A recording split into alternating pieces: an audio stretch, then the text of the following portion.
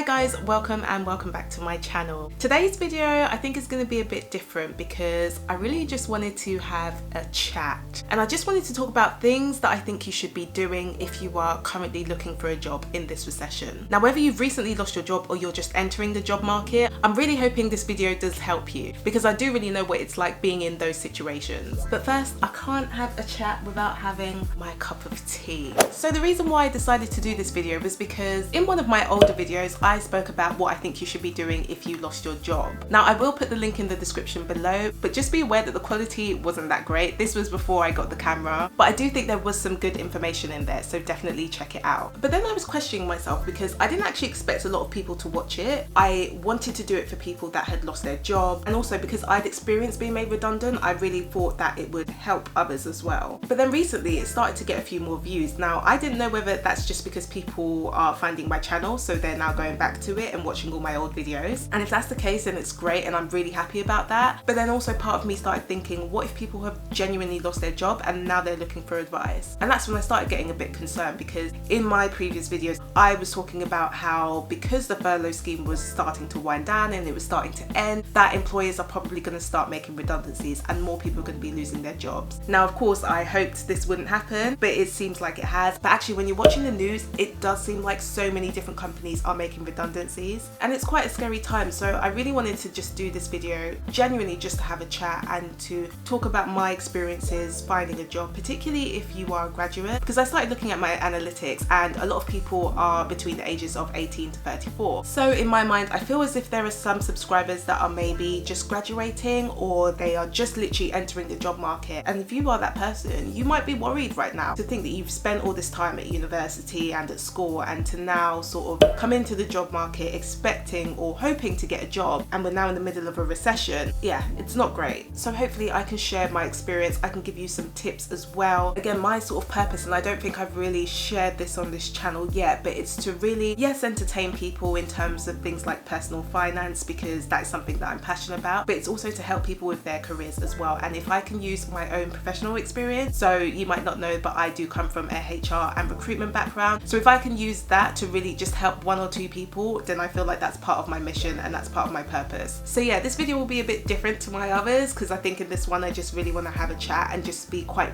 real with you, particularly if you are worried about getting a job. We might not know each other personally, but do feel free to comment as well, and I just really want to try and help as many people as possible. So even if this video only gets like 2 views, if I've been able to help at least one of you, then yeah, that's my goal done. So yeah, let's get to it. I feel like I've rambled on for quite a bit. By the way, if you don't know who I am, my name is Veronia, and on this channel I talk about all things to do with money, your career, and having a positive mindset for success. So if that does sound great to you, again, this video is going to be slightly different, but if you still like this content, then please do subscribe to my channel and also hit the bell notification below so you don't miss out on any new videos. Finding a job already can be really difficult, especially if you don't have a lot of experience. So the fact that we are in a recession, it does make it a bit harder, but I would say it's not impossible. And I think the first thing I would say is don't take anything personally. I sort of experienced this when I was looking for a graduate job. It did take me a few months to find my first job, and it was tough because I had a lot of my friends that were able to find jobs and I was just getting rejected left, right and centre. I didn't really know why. I didn't really get a lot of feedback. A lot of the times they would tell me, oh, you were really great at the interviews, we just didn't think you were the right fit.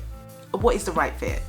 But anyway, that's maybe that's going to be for another video. But yeah, it was tough. It took a few months, and I remember it got to a point where there was one time where I did have a breakdown because I was worried that I would be unemployed for the rest of my life and that basically university was just a waste of time because I wasn't able to get a job and I'd just be doing nothing for the rest of my life. And I would encourage you not to be in that headspace because it deterred me from wanting to apply for other jobs, and it almost stopped me from going to certain interviews because I kept thinking, what's the point? I'm just going to be rejected as soon as I send over my CV. Yeah, really don't take it personally, especially at this time. Companies that are currently hiring, when they do put job adverts out, they are getting hundreds, if not thousands of applicants, and to sift through all of those applications, is going to take time, and they're just not going to be able to hire everyone. So yeah, please don't take it personally, because it's going to be difficult. You have people that have 10, 15, 20 years experience that are made redundant now, and they are also going to be looking for similar jobs. They themselves might be applying for similar roles to you, even though they have so much more experience. But because the job market is so scarce at the moment,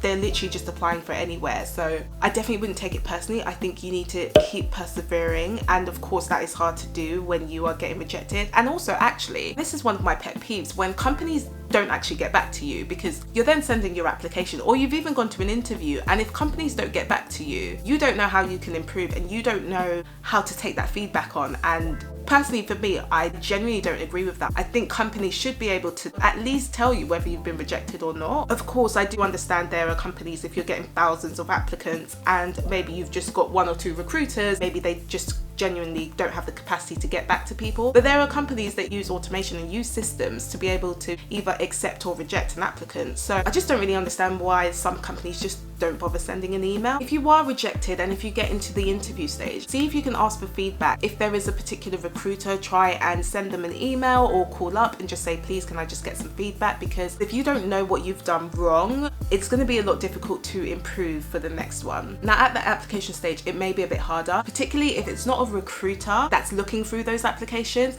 If the companies are using just an algorithm, so if they're just using technology to do that, usually that algorithm would literally just be looking for keywords in your application form, and if you don't have those keywords, then they don't accept you. But again, there are certain things you can do. So when you are trying to apply for those roles, really try and tailor your CV and your application forms. I tend to look through the job description, and if I see that there are particular skills that they are looking for, I will make sure, if I have those skills, that I will be putting that on my application form, and I'm also backing that up with my experiences as well. Now, if you are a university student, there are going to be some skills that you genuinely don't have, and that's fine. But if there are transferable skills, so for example, communication, being adaptable, those things you can develop at university. Don't just have a general CV, really look at the job description as well, because that will help you. Now, the second thing I would say is definitely have a routine. And again, I think I mentioned this in my furlough video. Oh my gosh, guys, that video. Do you know what? I've only been doing these videos for like maybe 3 months, but I feel like I've come a long way, because I watched that furlough video the other day and I was like,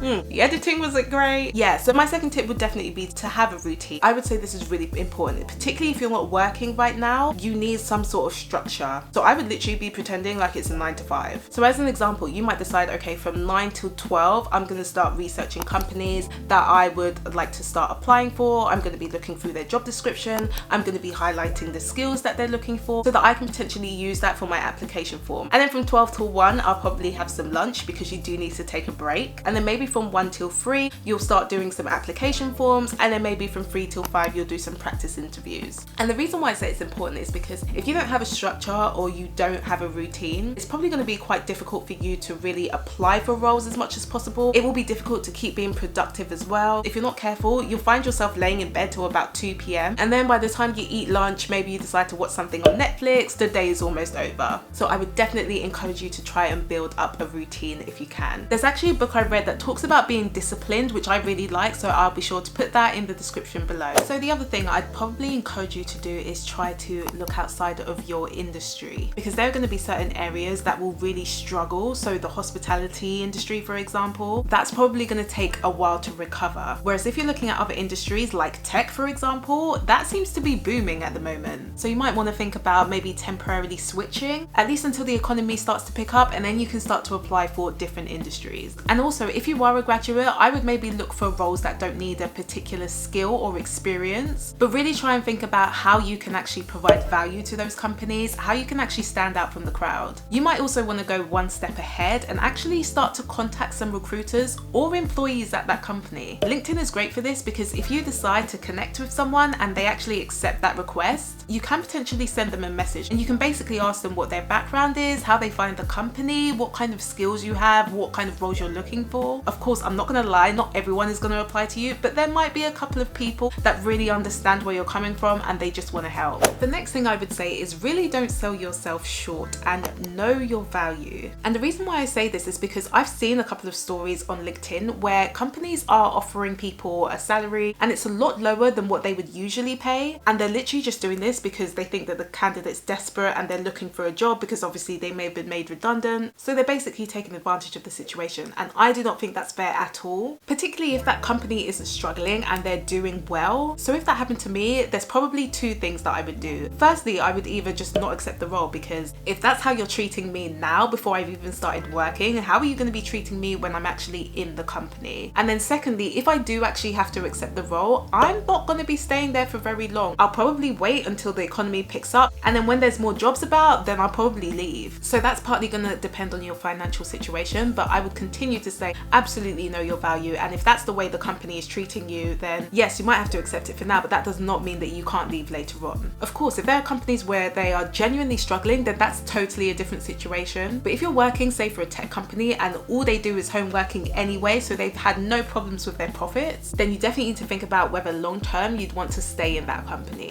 I would also consider freelancing as well. And I think a lot of companies are actually starting to use a lot more freelancers, because with permanent employees, you've got the added extra cost of benefits and pensions, for example. Whereas if you're hiring a freelancer, then you don't really need to have that cost. So whilst you are looking for a permanent role, I would encourage you to look at freelancing as well, even if it's just for the short term, because then potentially you could build up a portfolio, and who knows, that might end up being your side hustle as well. Another thing I would be doing is practicing interview techniques, especially if you're likely to have virtual interviews, because that's going to feel a lot different compared to having face-to-face interactions. So I would really practice talking to a camera, because trust me, from my experience, it's a lot different. Even when I'm filming every week and I'm talking to this camera, it still does feel really weird. But the more you practice, the more you get a bit more natural, and the more you will be comfortable as well. Just a side note, remember to dress appropriately when you are doing your interviews. Of course, they probably won't see your bottom half, but just make sure your top half is presentable. But I'm sure you knew that already. I feel like I've been talking for quite a while now, and my tea is definitely cold. So the last thing I would say is keep calm and carry on. I really want to encourage you to keep going, even if you're faced with rejection after rejection. And I know it's really difficult, especially if people aren't just getting back to you, or you're literally just getting a one-liner telling you, sorry, you've been unsuccessful, and not even having any feedback. But if you do get to the interview stage, then I would really encourage you to try and seek as much feedback as possible. And if it's based on the application form, again, I would really be trying to look at that job description, or get into contact with recruiters, ask them what they're going to be looking for. But also, I would keep learning, keep reading, keep building up your knowledge, particularly in the industries that you want to work in. Try to watch the news, read articles, update yourself with the trends happening in the industry. But if not, and you're still struggling, it might be time to think about doing a side hustle for now. And sometimes a recession could actually be the best time to do this, because you might realize that actually working for an employer isn't really for you. So really think through your long-term goals. Again, your health and well-being is going to be the most important, so please do seek help if you need it. So guys, I do really hope you liked this video. Of course, it was a little bit different to my other videos, so don't worry, they will be back next week. But if you did like it, then please do give it a thumbs up, as it really does help to support the channel. And if you would like to know more, then please do subscribe to my channel as well. I do post every single Friday, so I will see you next week.